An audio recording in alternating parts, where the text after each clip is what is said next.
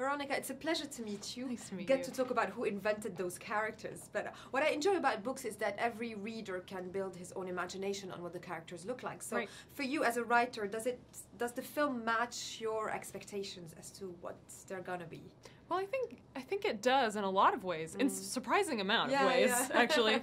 Yeah, the whole vibe of the world that they're living in is very close to how I imagined it, like kind of retro future with, you know, like why in the future would we use buttons to open mirrors, but we do. Yeah, so in that sense it matched very much, but a lot of things were very surprising too, which I liked because it was kind of like a way to rediscover the story for me. It's been a while since I wrote it, and it's really cool to see someone else's interpretation of it. How important is it for you to be, I mean, I've interviewed all the actors. For them, it was very important that they had you as a reference, that they could ask you all sorts of questions. How important was it for you to be involved in the process? Well, it's funny they say that because I tried to stay away from them as they were doing their work because I think, you know, it's the actor's job to understand the character, to sympathize with them, and to bring them to life. So I wanted to give them as much space as possible to do that without me kind of like looming over them with judgment and criticism.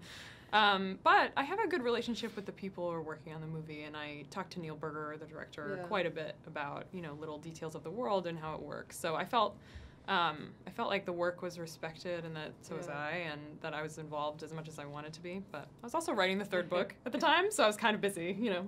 That absolutely. Well, when you wrote the first book, it was in the microcosm of the university. So technically, did you ever imagine that it would go to that kind of horizons? Not really, no.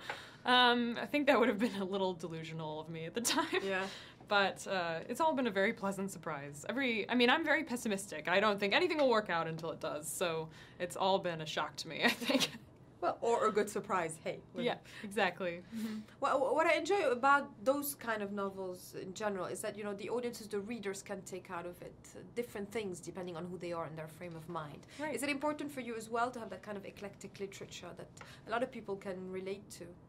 I think that is important, yeah. And you know, I hope that no single message emerges from the book. You know, sometimes people ask me, like, what I want to say, you know, with my work, and I'm always like, I'm afraid of saying something like that. Because they forget that a lot of the writing is also unconscious. It's also informed by who you are, and it's not doesn't always have an agenda, basically. Right, and now I reread, and I learn so much about the person I was when I wrote it, and what I was struggling with at the time. It seems very clear to me, you know, what kind of life situation I was in, and I had no idea at the time. It was not on purpose, so you're right, it's very unconscious.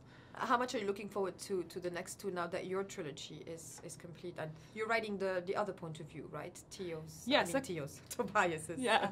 Yeah, just a few stories, not like a full-length thing. But that'll be out in July here, but I'm looking forward to seeing it. Yeah, I think the other books pose a lot more, like very interesting challenges for movie making. So, I mean, the hope is that they'll make them, first of all, but I'm really interested to see how they do it, if they do.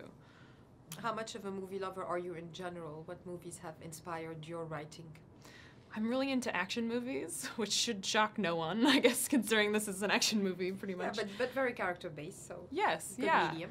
I think I like that balance, you know, when you get to watch an action movie where it's fun and you're excited, but you also get to know this person and to see, you know, the complexities of who they are. So I think in this sense, like, Divergent is a very good movie for me as a moviegoer.